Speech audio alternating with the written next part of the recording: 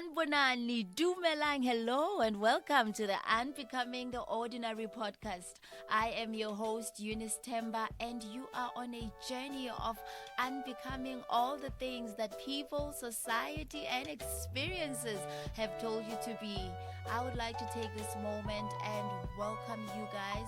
Welcome myself because wow, I cannot believe that it has been this long since I actually sat in front of the mic and spoke my heart out. And I have to say that the most valuable gift you can give to yourself is time. Taking time to be more fully present in the deeper world around you is more important than one can ever think. And when Oprah said this, I felt it deep in my bones. Well, today's topic is what's on the other side of this mess. So, what is it that God took from you that you are not willing to give away? Let me allow you a few moments to think about that situation or area in your life that the outcomes didn't actually happen as you planned. It could be maybe that you were trying to control that ring on your finger, the cash in your bank account, or trying to beg that degree, but things did not really go as planned. What is it that you had to surrender that you were not actually willing to surrender? So just to share a bit about myself. So November 2018, I had a plan. When I left Pennsylvania, I had a solid plan. So I was going to go to Mauritius with my boyfriend, go back to school to finish off my studies, work on growing my podcast, buy a car, get into the property business, and allow myself to be in love the best way possible. That sounds like a plan, right? I mean, it sounds like I had a perfect plan. But the only problem is that none of the above went as planned. Interruption visited my life. And so, what is it that you do when interruption visits you? I know that most people, and myself included, we all want to be elevated, but nobody wants to go through obstacles. It's more like when a baby learns to crawl and we have to move obstacles around the way so that the child can move freely. But what we don't realize is that we are not making the child stronger because we're making it easy for her.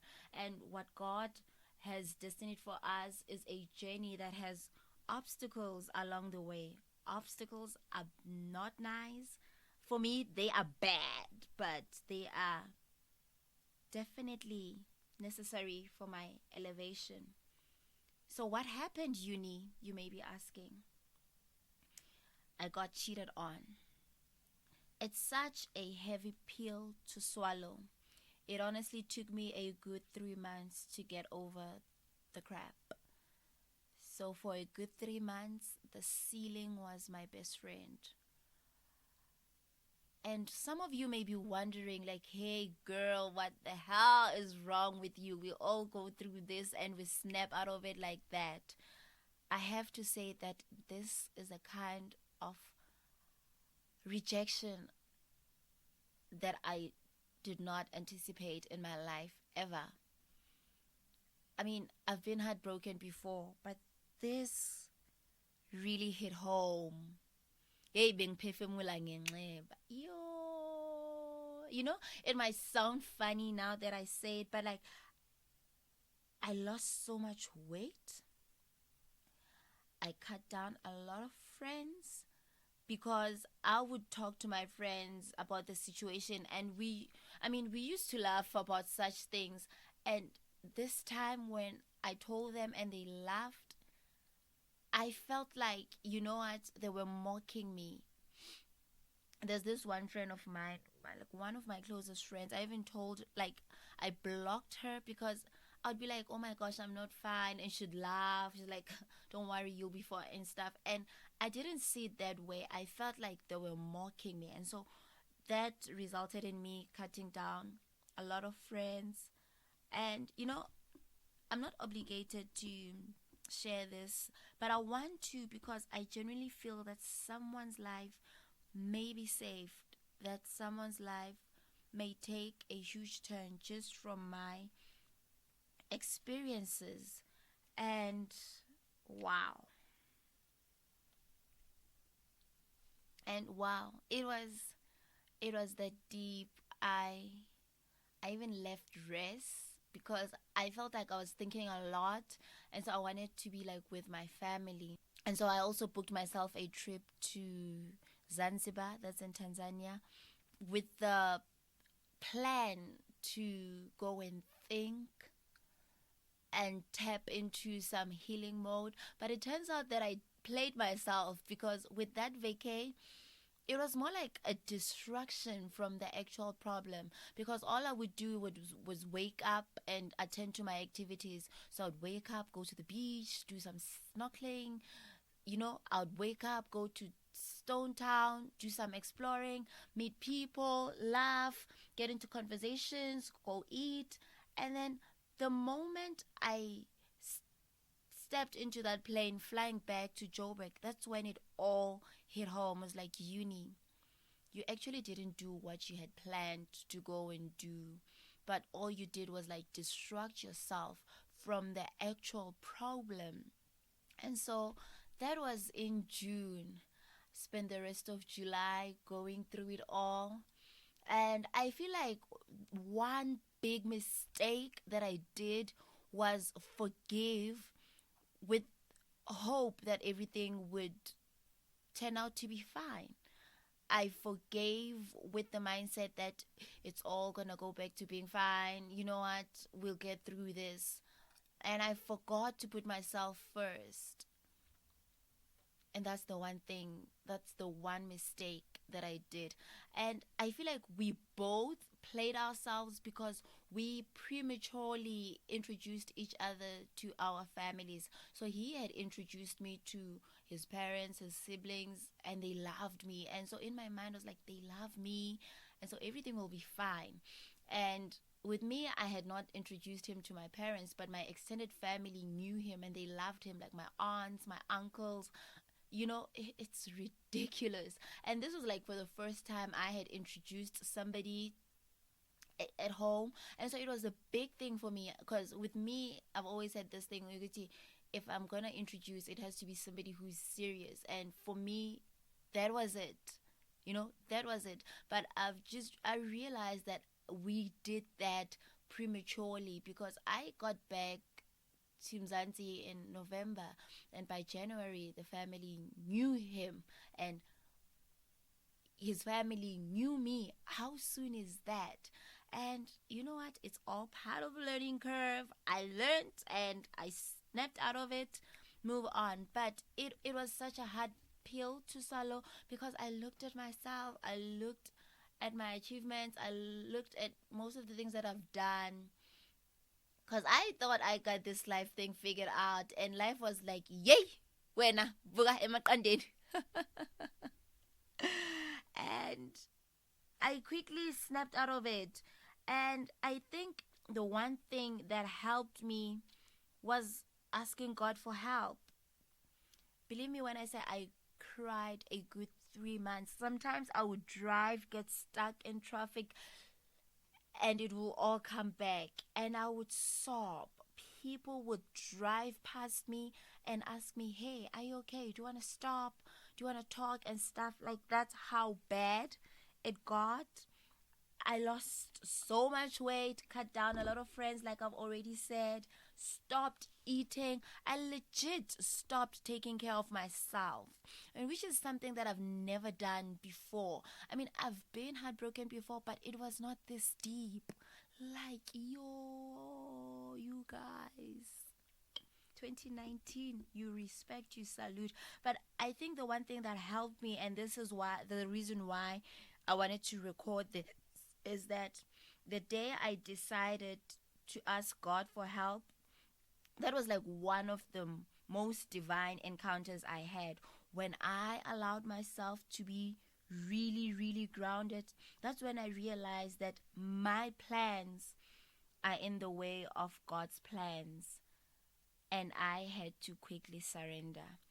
I had to quickly say, God, ke neya bophelo ba ka matsohong a hao. Because yes, we are Christians, we go through this journey and we set another and stuff, but do we really surrender the things that we have to?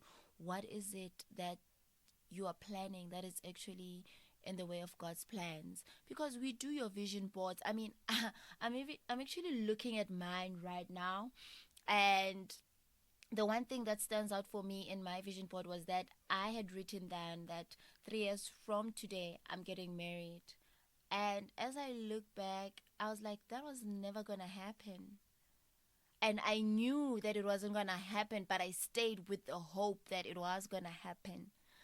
I'm looking at my vision board and I'm seeing a lot of things which I I believe, oh my gosh, this frustrates me so much.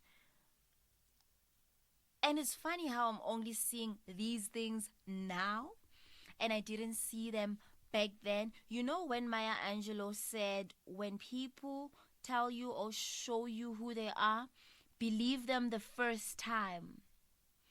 Because it's only occurring to me right now that this guy on Insta, he doesn't follow guys, but it's girls only. What the hell was I thinking? But that's a story for another day. And after surrendering, I had to stop being the driver of my life and start praying not for what I need, but for what's for the highest good for everybody else. And I realized that when we start praying for what's for the highest good for everyone else, that's when things lit up. When you focus on praying for others, for other things, and not for your own problems, that's when you find healing in the things that you truly want. Secondly, I started focusing on what was thriving in my life, giving gratitude. Because, like I said before, I would worry about my weight loss because every morning I would wake up and go on the scale only for me to realize that, oh, today I've lost 1 extra kg. Oh my gosh, I've lost 2 extra kg. And that stressed me out. And so I had to find a way to stop focusing on the negatives and start looking and start looking for positive things that were happening in my life. For example, I joined gym, and going to gym was so much fun, meeting new people, being in a different like zone. It just hypes your mood, and I had to focus on how that makes me feel. My mom decided to join gym with me simply to help hold me accountable, because the the way I was just losing weight, she got worried and she didn't understand what was going on. I decided to focus on other aspects of my life that were thriving, and that kind of helped lift my spirit. I had to look at the fact that I have a family that actually cares about me, but above all, I feel like throughout this season I saw God's love over my life. The fact that God made me realize this sooner than later is beyond anything that I could ever be grateful for, because I could have continued with this relationship, stayed in it for 5 more years, gotten married, made kids, and such would only come out while I was deep in it. How much more for heartbreak was I going to be experiencing at that point? So I'm really grateful that it happened now. I came across this scripture that I will look up unto the hills, for where cometh my help? For it cometh unto the from the hills. And I realized that we have a misinterpretation of this script. It doesn't really mean that your help comes from the hills, but whenever you are faced with a situation, look beyond it, because there is something great on the other side of it. Like today's topic, what's on the other side of that mess? God has placed so many beautiful things on the other side of trials and tribulations. So today I experienced a flat tire. Like my tire burst. I went to get it patched, only for the patch not to be properly done. I went to get more air and it was just not working, and so I picked up my friend, and had to drop her off at her place, and when we got there my tire was like completely out, and so I had to ask some guys to help me check out the tire. But instead of me being frustrated at the fact that I was faced with a tire and I was supposed to drive somewhere and I ended up being late, I didn't focus on that. I was like, oh my God, so you love me so much that you had to put a distraction in my life. And so what came to mind was like, Uni, be excited because something great is about to happen. And so I was looking forward to who was I gonna meet in that moment while I'm checking my tire. And I met these two lovely gentlemen who helped me, and our conversation was absolutely amazing. Oh my gosh. And I knew from that moment that it was God. So God will sometimes put interruptions in your life simply because He wants you to slow down. There is something that God wants you to notice that you wouldn't have noticed had He not put a distraction in your life. And it's only today that I realized that, and I guess that's why I had like the guts to like sit on my mic and record this, because everything is all coming back to me. It's all making sense. I had plans to get married 3 years from today, but all those plans have been disturbed. And instead of looking at that and being frustrated, I'm learning to be happy and excited because I know that something great is about to happen. There's a reason why God is putting this distraction, and I should embrace it. And the third thing that I learned is that I had to realize that obstacles are a doorway to the right direction. I had to hit another bottom in my life in order to have another awakening. Gabrielle says this better than I do. She says that a wound is the place where the light enters you. And I was like, wow, your interruption is actually an introduction. And that's something that we never really realize because, like I said before, interruptions are annoying. I was annoyed. I was angry. The ceiling was my best friend for 3 months. But what I did not realize was that some pearls of wisdom were going to come out of that situation. God had to make me stronger for something greater that I'm yet to face. Moving forward, the fourth thing that I learned was that I need to ask for a sign. We go on with our lives, we pray, we do this and that, but we never ask God, or we never ask the universe for a sign. And I have learned to ask for signs. And it's through observations that I see, oh, God has actually given me a sign as I asked in the morning. This is the sign, so this is it, and so on. And that's how I'm able to move on. And the last thing that I've learned is, after you have surrendered, Uni, surrender some more. And this I learned from Gabrielle. If I was able to let go or give up that relationship that I was not willing to give up, I should surrender some more, offer some more to God, and see wonders happen in my life. I feel like I've already said a mouthful, but if there is one thing that I want to leave all my listeners with, it's from the books of James chapter 1 verse 2 till 4, and it says, consider it pure joy, my brothers and sisters, whenever you face trials of many kinds, because you know that the testing of your faith produces perseverance. Let perseverance finish its work, so that you may be mature and complete, not lacking anything.